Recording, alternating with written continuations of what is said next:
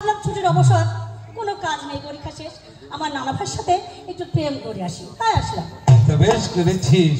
এখন আমার এই নাতনির জন্য কি করতে পারি তাই বলে। হ্যাঁ, এবার তুই একটা ঠিক প্রশ্ন করেছিস।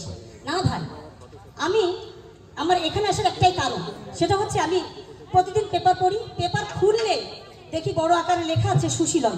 সুশীলন মানুষের জন্য কাজ করছে, সুশীলন ভালো ভালো কাজ করছে সারা বাংলাদেশে। সুশীলন সুশীলন সুশীলন শুনতে শুনতে আমার মাথার ভিতরে যেন সুশীলন জেকে বসেছে।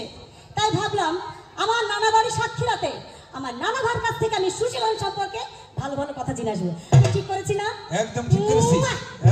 তুই বল এইবার যে সুশীলনের সম্পর্কে তো বিশাল ব্যাপার, কিন্তু কোনটুকু জানতে চাস? সুশীলন সম্পর্কেই আমার জানতে বড় ইচ্ছা হয়। সুশীলনকে বললো কারা, জানবো তাদের পরিচয়। না না রে, সুশীলন সম্পর্কেই আমার জানতে বড় ইচ্ছে হয়। সুশীলনকে বললো কারা, জানবো তাদের পরিচয়। না না রে।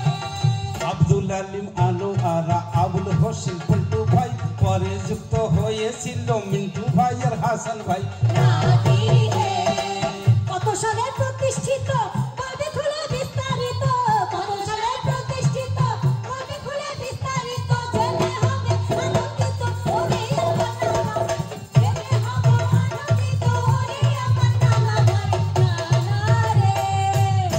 1991 সালে এই সুশীলন প্রতিষ্ঠিত হয়। তোর